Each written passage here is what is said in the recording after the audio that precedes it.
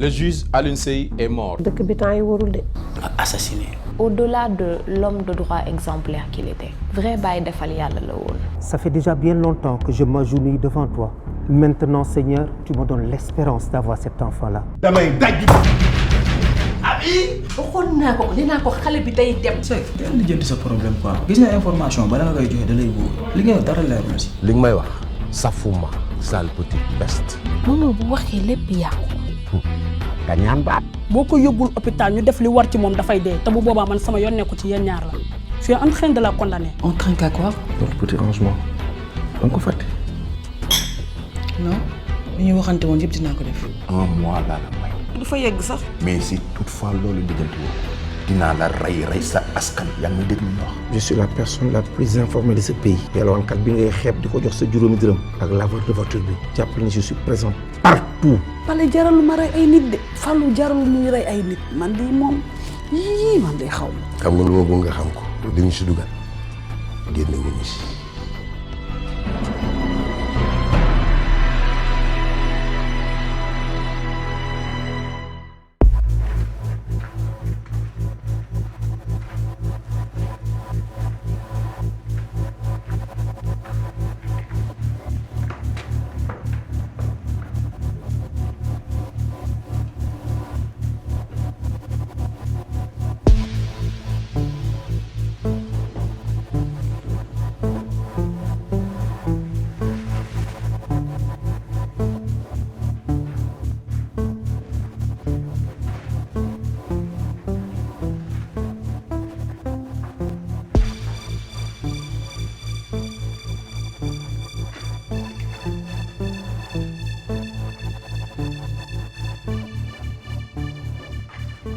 Non, ça peut pas continuer. Sànq tey may wax ak yow fàlle woo ma. Je sais que j'ai raison. Je ne sais pas à quoi sert le journalisme s'il n'y a pas un effet positif sur sa communauté. Di nga ma tontu booy di nga ma tontu tey.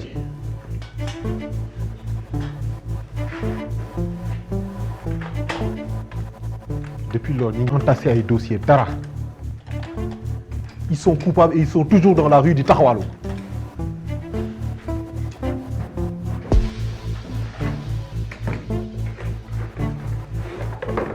Faut que je fasse quelque chose. Ñi moom mënul continuer.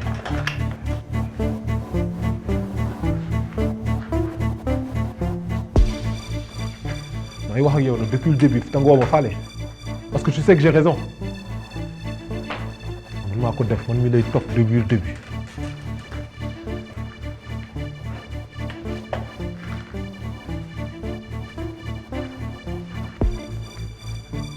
léegi fii dañ fi nar a toog ba kañ encore ah tabax bu àggul bii lan la ñuy def fii léegi toog fii résoudre dara.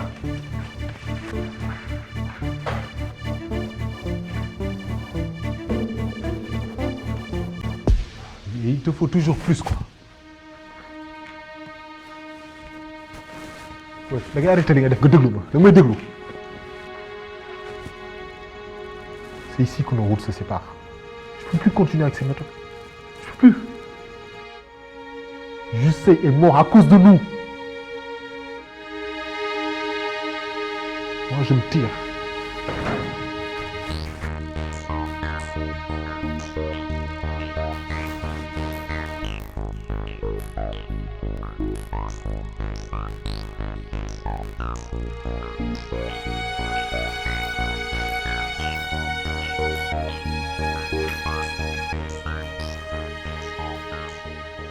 C'est quoi ça?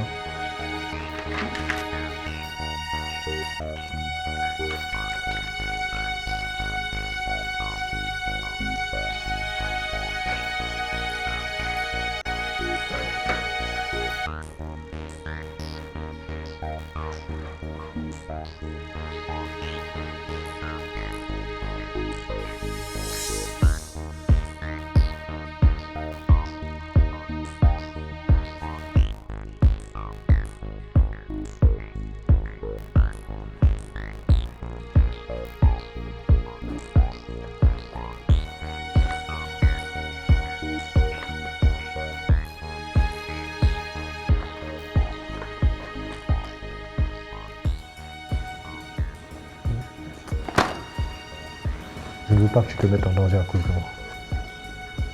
J'ai le courage de mes idées et je suis prêt à assumer ce qui arrivera.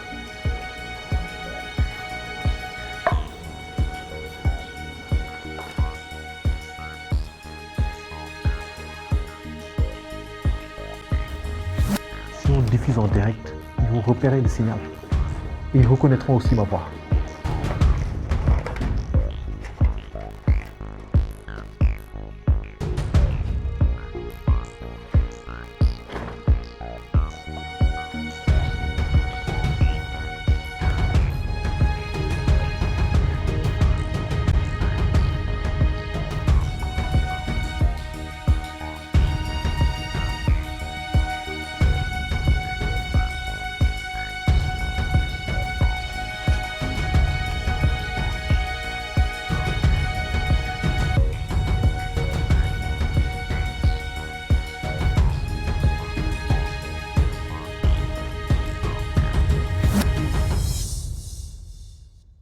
Le célèbre journaliste ghanéen Anas Armoyao disait « Quel est l'intérêt du journalisme s'il n'a pas d'effet positif sur sa communauté ?»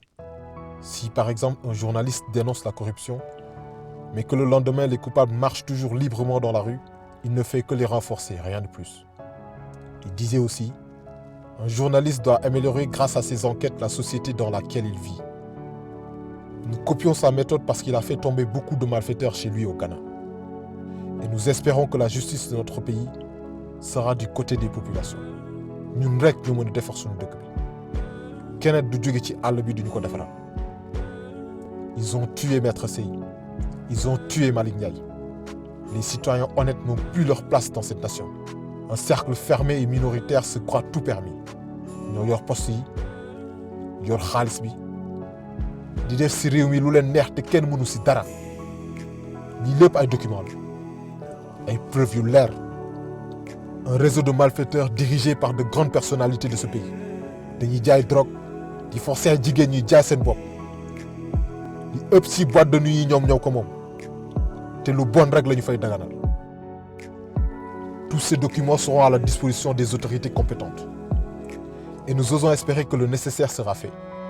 Si ce n'est pas le cas, les enregistrements audio et vidéo dont nous disposons les y obligeront.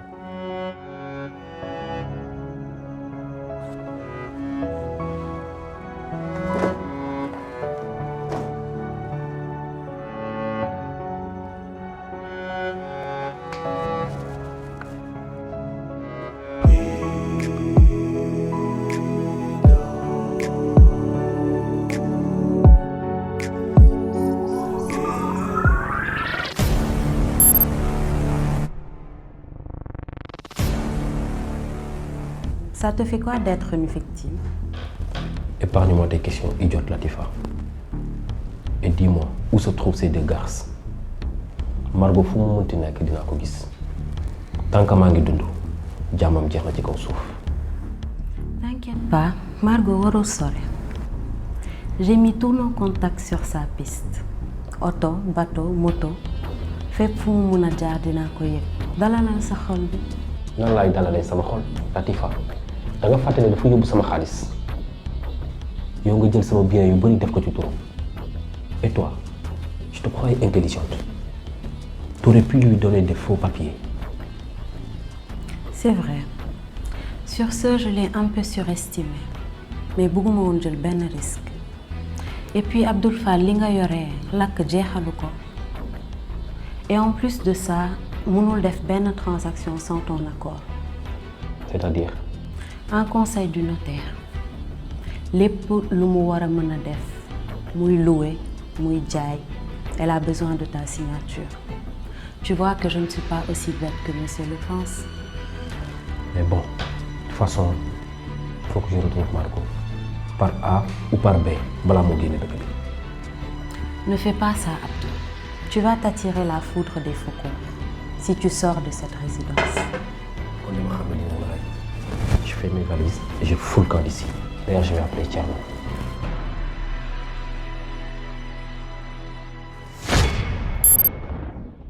Heureusement que l'inspecteur nous a apporté cette nouvelle-là parce que moi je savais plus quoi faire. J'en dormais plus. Heureusement qu'ils l'ont retrouvé. T'imagines si ça s'était sorti? J'avais peur qu'il fasse une déclaration. Je scrutais les réseaux sociaux, les courriers, je dormais plus de la nuit. Les mails, je scrutais tout. nan ngay nelawee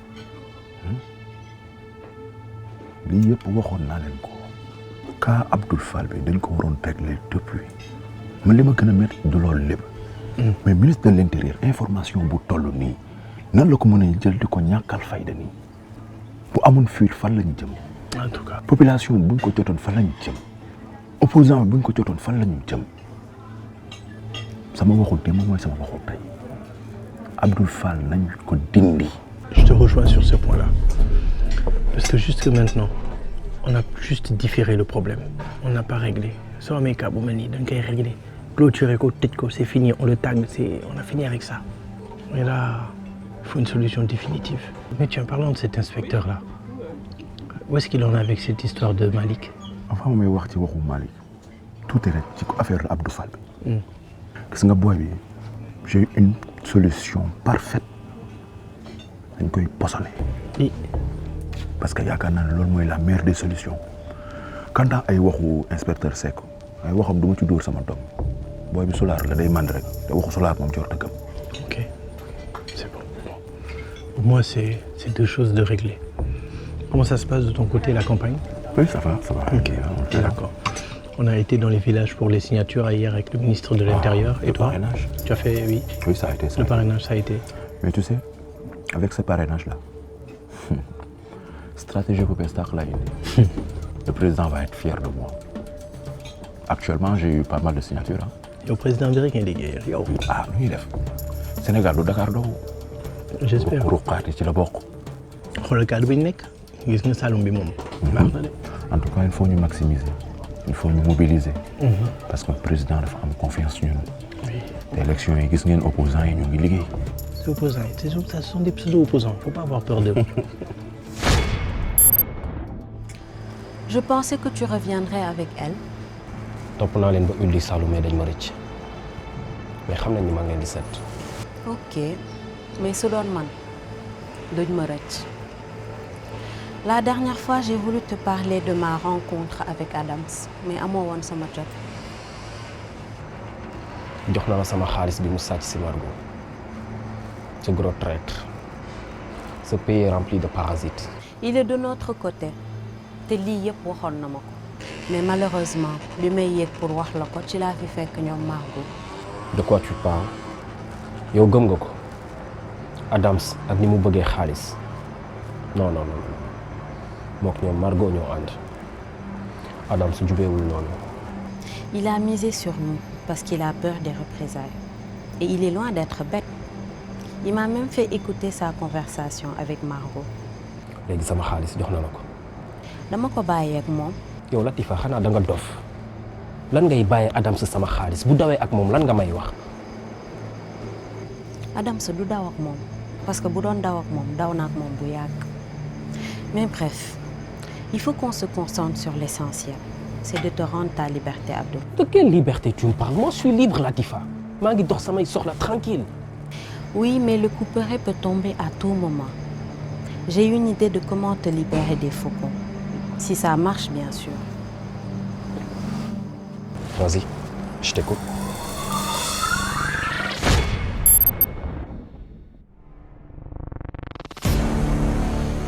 plan bi ma képpee jël ñëw ma seet si. ku ñu accusé de terrorisme kenn du ko seet si. ça peut éveiller des soupçons. et puis salaire da nga koy mérité. fay nañ la lu doy non. ok mais man bi ma gars yi jàppee man dama tiit waaw tuuti des mooy waay senn may gars yi danoo wax ba sonn may leen man Abdou Fall rek mais bu Colombo bi wootee waaye yow si laa xam ne ni Abdou Fall du ko ndaw fat gars yi yóbbu ma si benn prison bu spéciale mais enjoy foofu. Bravo pour la qualité de ton jeu d'acteur. Je ne pensais pas que ça allait être aussi facile pour toi. Mais lan moo urgent ba ngay risqué di ma woo. wala risque la mais ana Abdou Fall sax moom. mënul ñëw. Il doit rester calme pour le moment et toi aussi. Le ministre de l'Intérieur a des oreilles partout. Et puis Adama lan moo xew. mais yëg nga ni juge bi dee na. loolu ñëpp yëg nañ ko. mais lu ko rey xam nga ko. lu yow lu la si. xam naa ki ko rey. Sans blague. Écoute-moi bien, Adams. Il y a des gens qui sont payés pour ça. Ce n'est pas mon boulot. Dama nga seeti police. mais ki ko commandité nag Malick Ndiaye nag.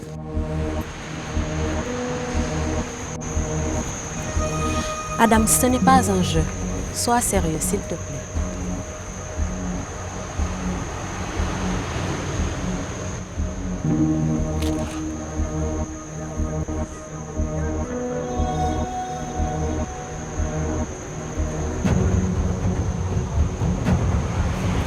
Quelle excellente nouvelle.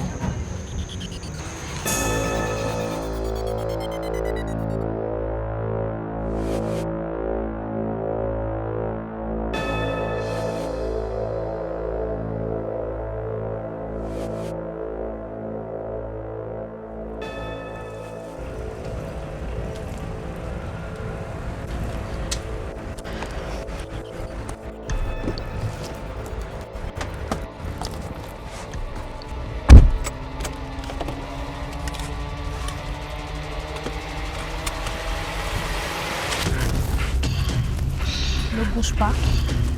Je ne suis pas là pour te faire du mal. Déjà que yaa ngi may gaañ.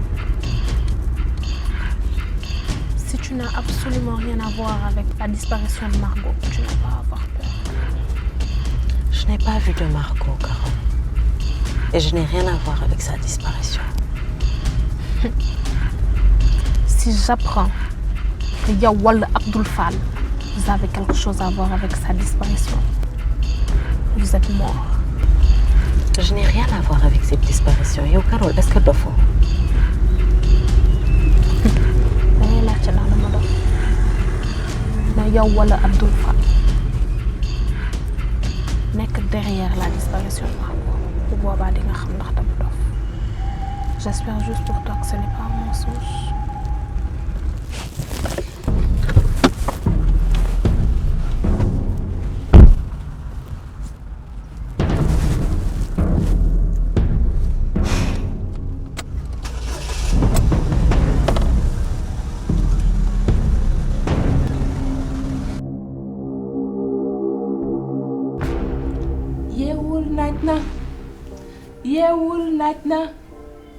yeewul naaj na Abdou Gueye Abdou Gueye heure jël garab bi jot na. C'est lui. Pourquoi tu m'appelles Abdou Gueye? Sergent bàyyi loolu waaye dama doon nelaw. Astafurlah nelaw ma dama doon garder Chérif. bul ma yeewaat te nelaw ma waxal waaw baaxul bul ko def. D'accord. Parce que ces temps-ci nelaw ma quoi. Il faut que je sécurise Chérif. Il est trop têtu. Okay. Donc voilà. Kuy nelaw la ñuy yee quoi. Quoi sécuriser? Mon frère Chérif. Mon Chérif. Il est où? Je sais pas. Hein? Il se fout de moi. Fu mu dem. Kañ la génn néeg bi yëguma ko. Chérif yeewu na bu yàgg ba ndékki ba dem. Nga ni yow da ngay garder Chérif. yaa ko jox permission. Sergent. Insubordination sans pompe. Ah. lii moom abus d'autorité la. Ah bon lu tax. yow yaa doon garder prisonnier mu rëcc yow kay yaa war a def sans pompe. Mais c'est mes yeux qui m'ont trahi quoi. su ma leen nee xoole leen ñoom dañuy gëm su ma leen nee gëmu leen ñu xoole su ma waxul dara dañuy gëm di xoole dama leen di changer kaa ñu changer kaay. jëla. ah. jëla. kon dama lay gaañ baaxul. nañ leen baal ay jeunes soldats lañ. voilà kaa jël sa ration soldat d'accord. waaw kii attends xaaral chut dégg Chérif. Il n'est pas un prisonnier. Kii da doon infiltré. Mission la nekkoon quoi mission. bu ko wax kenn. baax na. Il y a le caporal qui m'appelle. Non, c'est sergent qui m'appelle. Tu connais sergent parce que hein? C'est lui qui m'appelle. Ok, c'est bon. Ok.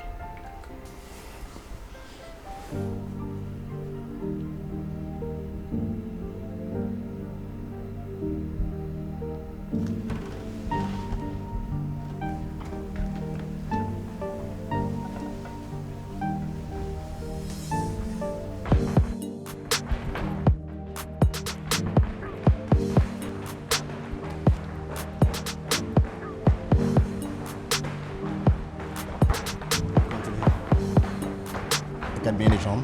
Voilà. 1. C'est bon? Oui, c'est bon. Maman, Oui. ta collègue de travail là, Carotte, elle s'appelle comme ça. Ça fait longtemps que tu ne l'as pas vue. Ça fait très longtemps. Jusqu'à présent, je ne l'ai pas vue. Et même la patronne demandait d'appeler elle. Ça, c'est vraiment bizarre. te xamoo leen fan la dëkk wala je sais pas man mbokkam un proche pour au moins ngeen xam ndax mu ngi si jàmm. Bon, Latifa, sincèrement, les gens sont devenus cachotiers. Man xamul fu mu dëkk. Mais yaakaar naa daal mi ngi si jàmm rek. J'espère aussi. Oui. waaw Momo. Oui. Man Momo jaaxal nga ma. Momo, toi tu n'as pas de loisir. Y a pas quelque chose qui puisse te faire plaisir, je sais pas man sortir. Latifa, j'évite les distractions. Ça me permet d'avoir les pieds sur terre. Ok? Ouais, mais au moins de temps en temps, Momo, tu te laisses aller un peu. Latifa, dimbali ma rek. Dama lay baax. Dama lay suggérer rek Non, de non, non, pourtant. c'est bon, c'est bon, c'est bon. Dimbali ma. Vraiment. En tout cas. am na benn femme bu may àndal sax di liggéey si des fois. waaw defe naa côté yi lay liggéeyee mais keroog amul lu mu waxul ci Chérif. amul lu mu waxul ni ma sa doomu patron bi ñëwati na. ni ma réew na ñàkk na kersa sa bu màndee nag moom kenn du dégg ci koñ bi. tegal ma si boo moytuwul dina la dàqalu. xawoon naa tiit sax. alhamdulilah yal nañu yàlla doole sutura. xaw ma fu nit di rëccee ci réew mi wax waxi jàmbur guddi wax waxi jàmbur bëccëg yow la ngay wax dara leeru la ci lu leen neex ñu wax colporté waaye nag kenn defa ko ñi leen di déglu ñoom ñoo ko def ndax bu fekkente ne dañu ñëw nettali la nga arrêté nit ka ñaar ak ñett dootuñu dellu seeti wax waxi jàmbur baaxul te bu ñu xamoon ne jëw soo koy def dangay mel ni kuy lekk nit ka dañ ko bàyyi bàkkaar boobu yàlla nañu yàlla dolli sutura daal. nga baal ma de wax dëgg yàlla ndax yow moom bëggoo ku lay rapporter nga baal ma ci bu baax a baax. comme xam nga ko rek baax na gis nga Chérif mii il a traversé de durs moments soo amee doom yaral ca ba muy ndaw. doom boo ko amee danga koy yar nag wéq na doomam waaye bañu ko. Chérif nag depuis qu'il est de retour il a beaucoup changé machallah il a beaucoup changé gis nga yàlla suy defar dafay mel lu yàq en toute chose malheur est bon nañu gëm yàlla te sant ko man nag dama koy sant di ñaanal sama doom ji Chérif yàlla na ko yàlla taxawu yàlla na ko yàlla suturaal yàlla na ko yàlla may jàmm yàlla nañu yàlla lafal cat yàlla nañu yàlla lafal cat sant yàlla bu baax. Inch'Allah, je touche du bois. Les choses vont de mieux en mieux. Les chiffres sont bons. Bénéfice moom waxaale wu ma ko dañ ko tripler. C'est super. Merci. Il est donc temps de passer à la vitesse supérieure. Avec les élections qui approchent, c'est le moment idéal. Tu as raison, mon cher. Une année électorale avec toutes les incertitudes qu'il y a. Nous devons être très efficaces. Vous savez bien, l'union est rare si on perd. Mes amis, ouvrez bien les yeux et mettez-vous au travail. Quand l'occasion se présente, il faut en profiter. On n'hésite pas. L'argent, c'est comme la pluie. Il faut remplir les fûts quand ça tombe. Ce soir, tey ci ngoon xale yu baax yu rafet yu set wicc laa nar a teg ci circuit ba noppi suñu boîte de nuit moo ngi dox bu baax a baax a baax wel. J'aime entendre ça. C'est parfait.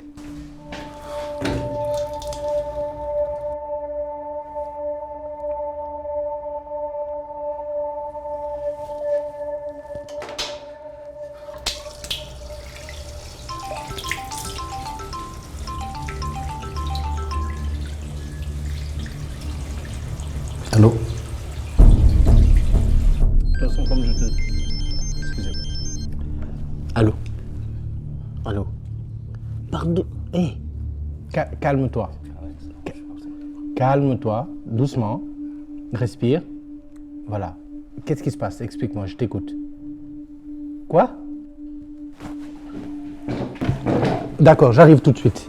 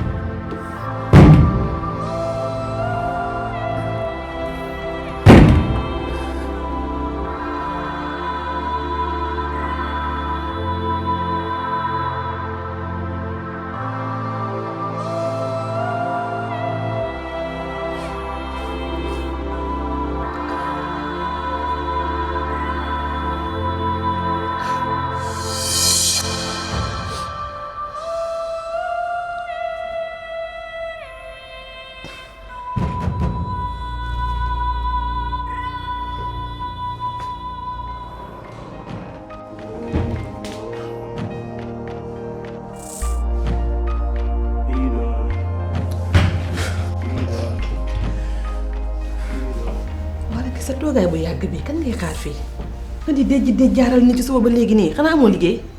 c'est que man bu yëkkati sama xol bi waaye Demba laay xaar mu yóbbaale ma si motom bi parce que ay bokku taxi ay kii nekkuma ci.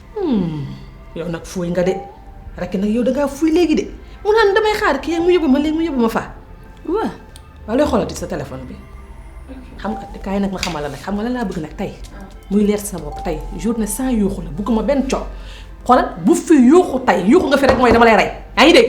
c'est que yuuxu keroog boobu moo ndax nga nekk fii nii di wax depuis sànq ba léegi. non xam naa la sa yëf rab yooyu nga yore na nga ko téye ngay jaddi noonu tey moom doo yuuxu tey loolu leer naa lay wax nag. yaa tapet. ok dama tiit sérieux tapetu ma ni nga yuuxoo la waaw baax na. layla. waa léegi wuyu ma sax nag yow sax nag dañoo waxum nag wax ci sax nag rek ana ka nga doon seet. oh yow mu kooku feeñ na finalement yow chat Chérif ndeysaan feeñ na billaay.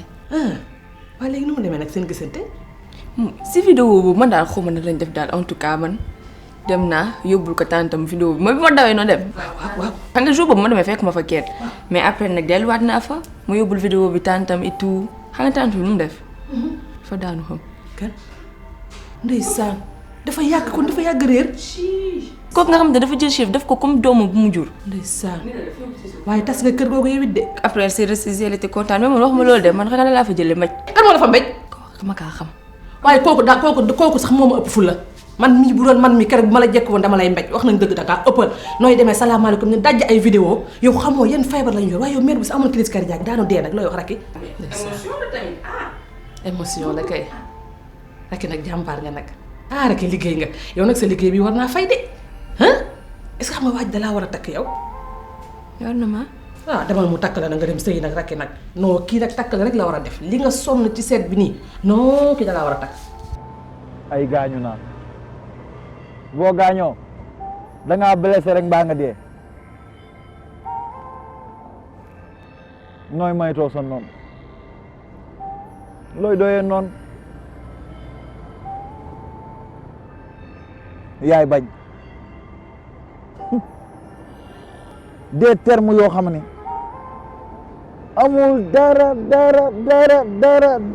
dara lu muy def ci société bi nga bëgg man ma dugal ko sama programme ñàkk ma fayda noonu de terme yooyu bëgg slogan du tax ma dugal ko sama programme fël falaale góor ñu koy def na comme ay jigéen war naa mën a ne te day nekk amal gëm-gëm am yaqin ci sa bopp mën nañ koo def maa la gën a yaru te moytu maa la gën a réew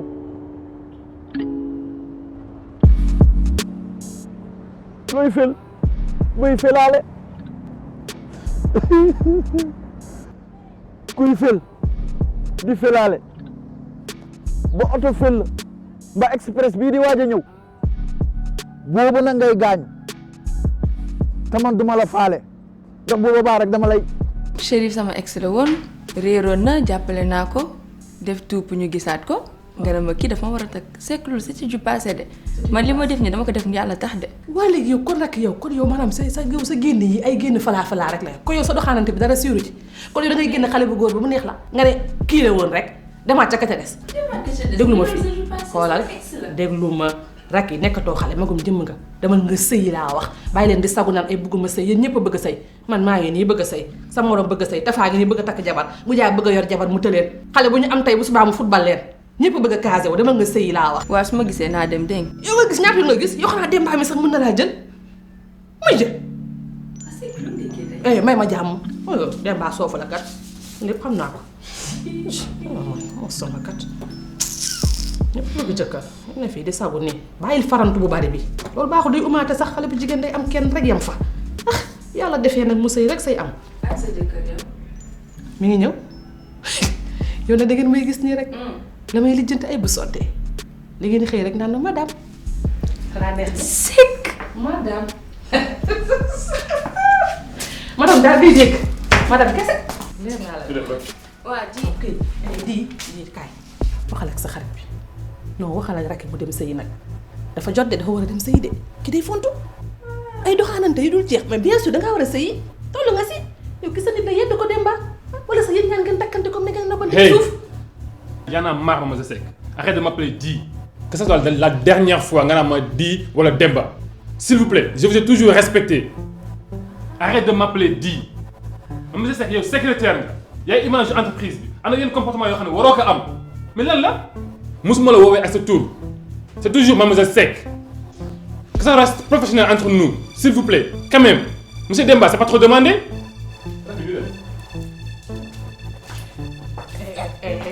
Masa morom da yow kii la may nuroog ay ngoy ni sim ma leen jéppee ñu jiit la mel ni ay kanaara ni waaw tagalam gi ñu ne aw sax soof ko de man de jéemu yambar mu bon.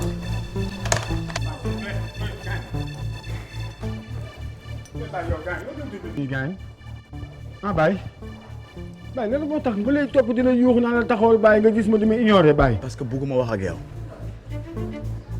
lan la. Baye qu'est-ce que je t'ai fait moi? Tu m'as rien fait mais t'es un menteur fenkat nga te man du ma wax ak fenkat. Boy. Tu veux me taper? Ben vas-y tape-moi. Je vais pas riposter. Tu as faim, viens manger. Mais sinon tu me respectes. Tu me vois, tu me salues et puis c'est fini. Man du ma sa gain. Ne me regarde pas avec tes gros yeux là. T'es un tricheur, ça se voit dans tes yeux. Da ngay fen. Excuse-moi si je t'ai offensé, mais c'est vrai. Boy, man Kala moom fi indi moom lañ téye police. Problème mu bon lañ ko jàppee looloo tax ma lay woo boobu ba léegi. Li nga wax nag yëpp dégg naa ko ah. Mool na. yaa dàq fen ci tawan bi ci man. Boy. MD pourquoi du doo wax dëgg yow man nga. Boy déggoo li ma la wax nee naa la Kala mu ngi police. doo ma weddee nañ dem sa booy yi ñu ngi nii boobu ba léegi gisuñu ko nga may tegal kañ dem police wala du la neexee ñu def raccourci nga xool sa booy yi nga xool li ma lay wax sax dëgg la wala du dëgg.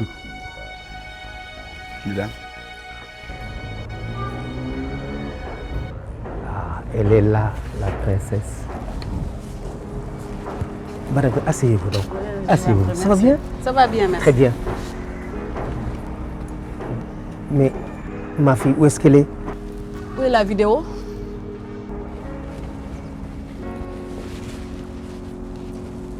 Raïssa, je te dis pour la vidéo, ne vous en faites surtout pas. Je gère la situation, ne vous inquiétez pas de ça. Où est-ce qu'elle est, ma fille? Monsieur Rodriguez, vous me rendez la vidéo et j'organiserai une rencontre. Et c'est une condition non négociable. Moi, je suis persuadé que c'est là qui est derrière tout cela. Et puis, quelle preuve me donnez-vous pour me dire que c'est vraiment ma fille en dehors de notre ressemblance? Ah bon? Vous voulez prendre le risque? Yow la rek yaay seet Rodriguez. Su la ko jaralee bu la ko jarul aussi. Yow la rek ah. Bon, d'accord. Moi, je suis prêt à tout pour ma fille. Vous aurez la vidéo. Mais dis-moi au moins, est-ce qu'elle va bien? Elle va très bien. Li ci des boo ko bëggee xam nga ni ngay def pour gis sa doom. Madame Gaye. Madame Gaye.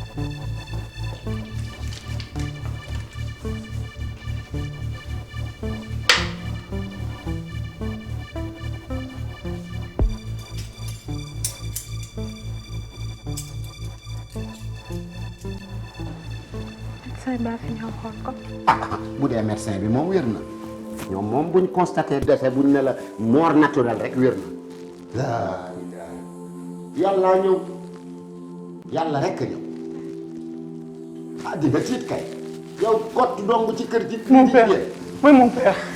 Oui mon père. Thierno tuddal yàlla yàlla ñu ko joxoon moo ko jëlaat tuddal yàlla Thierno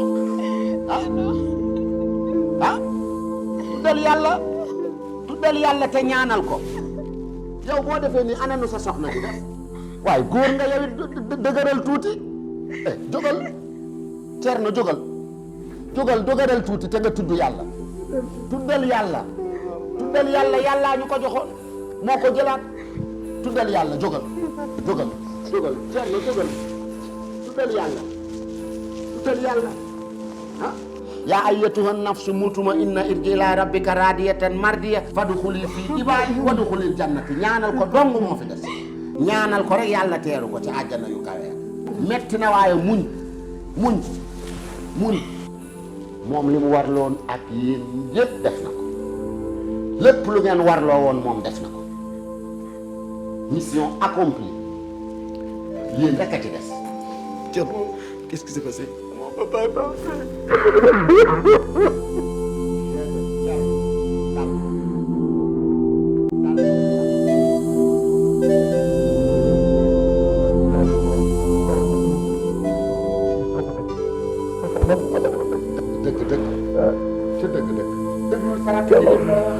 Thierno, sois fort. Bu. Kaay ndekki. nga ni. ma ne nga ñëw ndekki. ah la Fatou nga nii. Kaay ndekki. yow. la Fatou. bu ñëwee ba léegi tegaloo ma ndekki de. waaw lu jot rek voilà. ñàkk jot rek ak nu mu demee woon. waaye ni mu demee woon noonu naka la ah. dara ndekki rek ba suur. waaye la Fatou yow maa ngi yow. loolu nga taayam la 1900 comboo la. loolu moom na. ah. tey nga jékki-jékki rek dóor ma ban bi ma gëj a dóor boobu ban la. ban nga ma dan tur nga ma dóor nga ma xam rek yow ban tur nga ma dóor. bu. si man buur laa man dawur ak Mapod laa Mapod moo doon buuru Ndakaaru fa laa soxee ko man kenn du ma laaj ci awal lay ñëw na mooy suma ma doomu ndeyu Katek Maguette ak Fatou ak Assane ak am satu. waaw. ah. loolu de am na waa ndekki balaa muy waaye seet. gis nga nag suma maam Mapod moomu buuru boobu ndeysaan lu mu musal lekk dañ ko ñam ñamal kuteel bu ñàkk omelette bi. xam nga ne man aayuma ci omelette suba teel. su ma ko yëgatee nga sax ko de. non s'il te plaît tamit lekkal yow laa ko defaral. door ko ñam yow. yoo xam nga ne man aayuma ci nen. ko aay ci nen waaye ma fente. oh nandi te sonn. bilaay laa nandi te sonnul xam nga nu may def damay dugg ci waañ yi def fa sama dose bu fatt dara am naa mukutu boon boo xam ne desoon na moo dox yow kan sooma Diallo waaye bilaay la ñu des kamoon ngaa ko si kere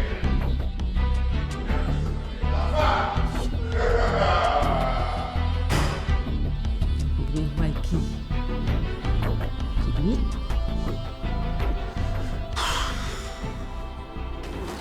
Thierno man dee bi gaaw na trop donc ça c'est trop rapide. Moi je me rappelle très bien. Il était très bien pourtant. Vous êtes aussi se plaignait de maux de cœur.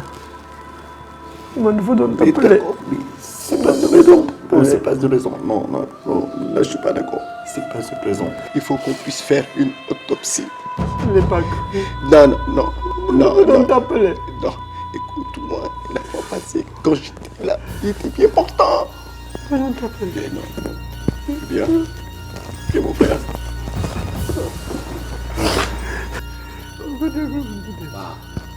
nañ ko jëfe jooju nañ ko waxtaanee ko ji. Abdou frère.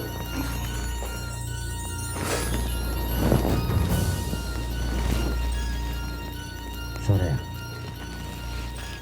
nga defee ne autopsie bi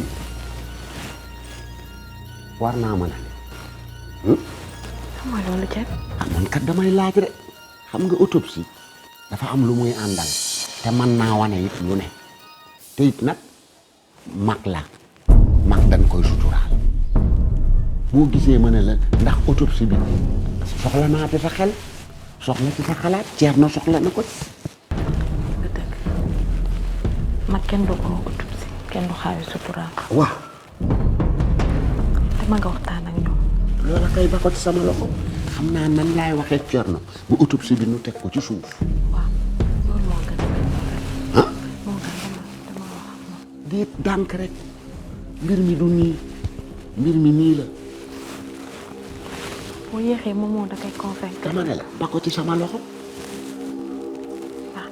mu ko moom mën na koo convaincre waaye moom man mënumaa convaincre.